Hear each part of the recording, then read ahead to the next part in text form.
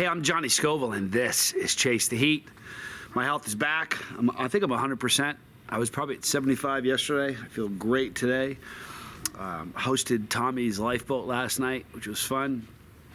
Tommy's got it like I had it. It was the day, I guess day 2 of when it was bad. It went to my lungs, and it's doing the same thing to Tommy right now. So I think I'm going to be hosting the lifeboat again tonight. Before we go any further, if spicy content is your jam, because it's my jam, then do me a favor, like this video, maybe leave a comment, share this, but hit the subscribe button if spicy content is your thing, because that's all we do here. Eating 2 peppers today. I've got an RB003, which is a Ross Barber creation. Just an incredible pepper. Really just a beautiful pepper. Then I've got, these are from Lonestar Mastiff Farms, by the way. I got a yellow T-Rex, which is just a really cool contorted pod. I know I ate one of these years ago that someone told me it was a Primatale, and I knew it wasn't. Anyhow, we're gonna munch on these right now. I hope you're doing all right. When we're done, by the way, when we're finished with this, perfect cut. Here we go, check this out.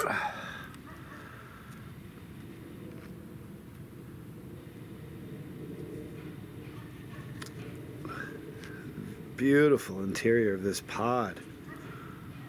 Very, very oily. So pod season is kind of winding down. We don't have a whole lot of time left. I do have some good news for everybody, though. Got some people growing indoors. It looks like I will be in pods throughout the year. I don't know what varieties will be available, but it looks like that's a reality. So anyway, I want to thank Lonestar Mastiff Farms for these peppers. You know, they're so good for you. They're loaded with vitamin C. They're very good for you. So here's the yellow T-Rex from Lonestar Mastiff Farms. My name is Johnny Scoville, and this is Chase the Heat. Got an interesting top 10 to do today, too.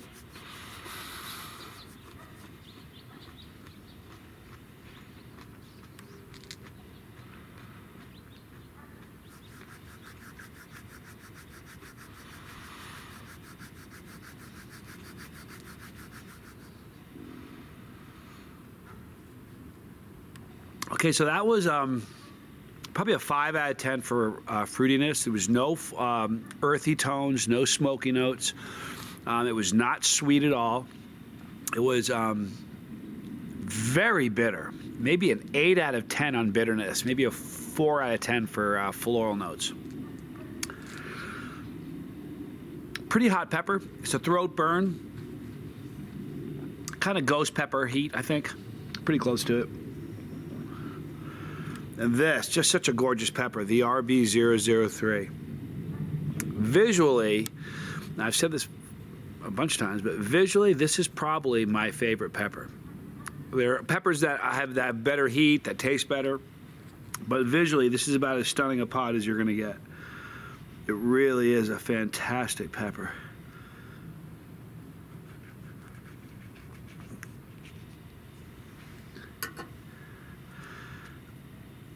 The thing that's interesting, it's got a very, very cool interior. The interior of a RB003, the edge of the pod is just cool looking. It's kind of a thicker wall pod compared to like a 7-pot Primo, much thinner. The RB003 has a thicker wall, and the benefit of that is that it's more often than not, it tends to be a juicier pepper.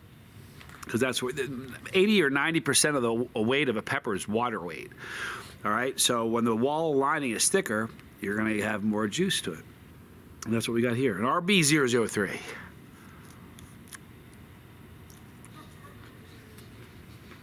Oh, this one's delicious. Oh.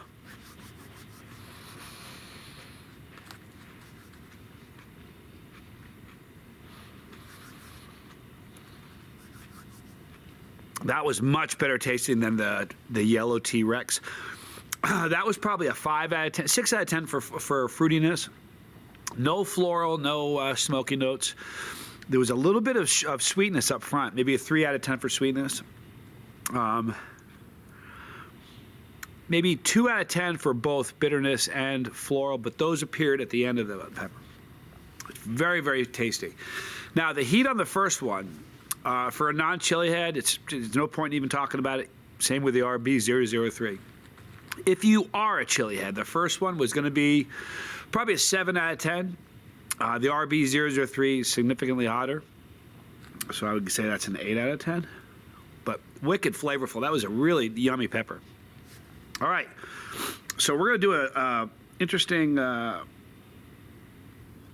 top 10. The top 10 sneakers. Now, I don't wear sneakers. Well, I do. I wear sneakers made by a company called Vibram. Here are the shoes I wear. These are like super light. They maybe weigh a couple ounces. They're so light and they feel amazing. These are just a kind of a comfortable leather, kind of a slipper. But I have a marathon running shoe made by the same company. So something tells me Vibram won't make this list. Anyway, number 10, New Balance. I think I've owned a pair of New Balance at some point in my life. Let me know what sneakers you wear most often. Number 9, Fila. I was sponsored by Fila when I was a high school kid. I got shirts for free. And that was pretty cool clothing. Fila.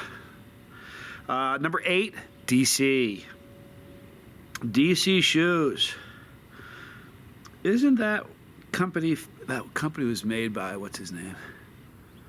Ridiculousness. I can't remember his name. I believe that's his company. Number 7, Under Armour. Now, Under Armour is a really cool company that they came out in '96, but they just exploded. Just a great name, good marketing, interesting clothing. They have if you're a shot putter, they got an Under Armour for a shot putter. If you're like curling, they got a curling. They're into everything. Under Armour's pretty cool. And they got a cool logo, the Under Armour. It's kind of a cool logo. All right, so number 6, Reebok. I don't think I've ever had a Reebok. You know, Reebok has been around forever. They started in England in 1958. Been around a long time. All right, number 5, Converse. Got a pair right now. Chuck Taylor.